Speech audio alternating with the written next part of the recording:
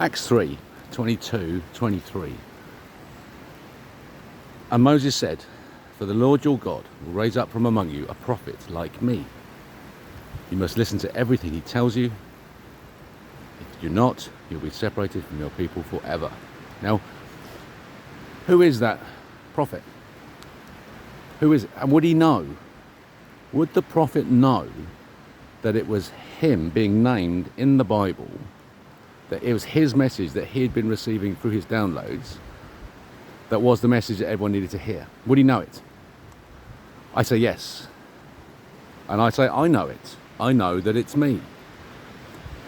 And that where I've been labelled as having a narcissistic personality disorder and a messiah complex,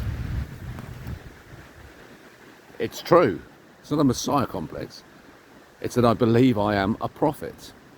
And that in December 2023, I accepted the brief from God that that was me and not just a prophet, I was that prophet. The one named in Acts 3, verses 22 and 23. And the reason that I believe that is because of Dr. Leve. And that finding Dr. Leve in 2008 by sheer fluke of synchronicities that pushed me into the Great George Street Library of the Institution of Civil Engineers, doing my research for my thesis, which was a question that the professor had set me, a new professor, so he didn't know it was a subject you shouldn't let smart people loose on, which was about bending moments in circular concrete water tanks. He wanted to know if it was possible to calculate the loadings, the height of maximum loading, could it be calculated without coefficients? And so in that research I found out that no, I couldn't do it using the existing information and the equations that were available when I traced back the history of the practice. It goes back to the 19th century in Germany, where it began, where the real skills were. And so finding Dr. Leve in 2008 as part of that work, stumbling across it because I was insisted on tracking down all references and refused to be fobbed off with this theory has stood for half a century, that is good enough for you. I found Dr. Leve. Did my thesis, got a first. No one cared about this referencing problem, so I didn't care. And I went off and lived 15 years doing all sorts of other things, leading an interesting life. A chaotic, but incredibly interesting and exciting life of experiences and memories. In 2023, in the summer, I've been working on consciousness for 3 years. Consciousness and gravity and the speed of light.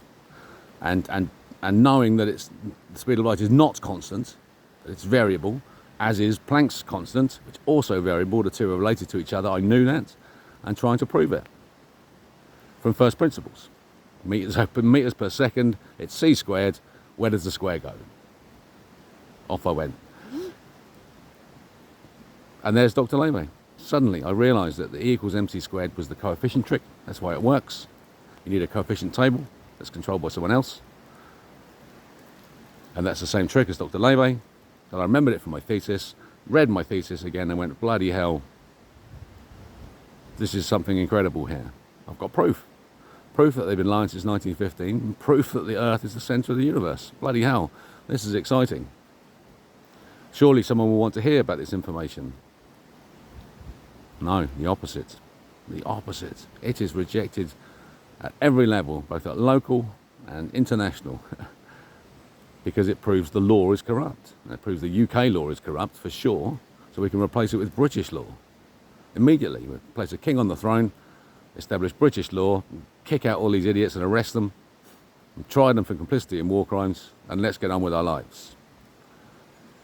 You'd think that would be an interesting message that people would want to hear. No, no one will hear it, because it's a sealed topic. God decides when you get to hear that information. And so I'll go back to the beginning. How do I know Acts 3, 22, 23 relates to me? Because I'm a prophet and I've seen the future. And when I die, I live on a planet of peace, wonder, self-policed excellence at every turn, cooperation and love, play, music, culture, fun, 15-hour working week, all needs taken care of, evolution, happening in front of our eyes, people flying in a gravity 6 planet where we access both time dimensions at the same time. Our matter will exist here. Our consciousness will exist in the other time dimension with its own matter, and the two will unite. And it's quite likely that there'll be opposite sexes, so you'll be female in the other time dimension and male here, forming the perfect symbiosis of male and female, which is required for pure empathy.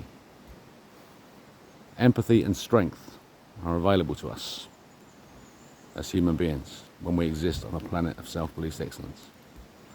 And I've experienced that in my heart, and I've been experiencing it ever since.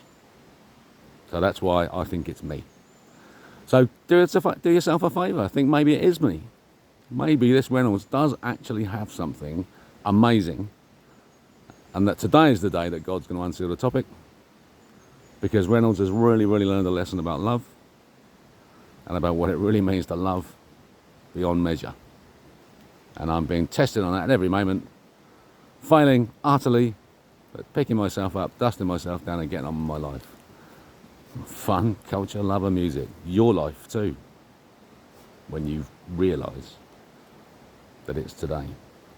You need to hear this message today.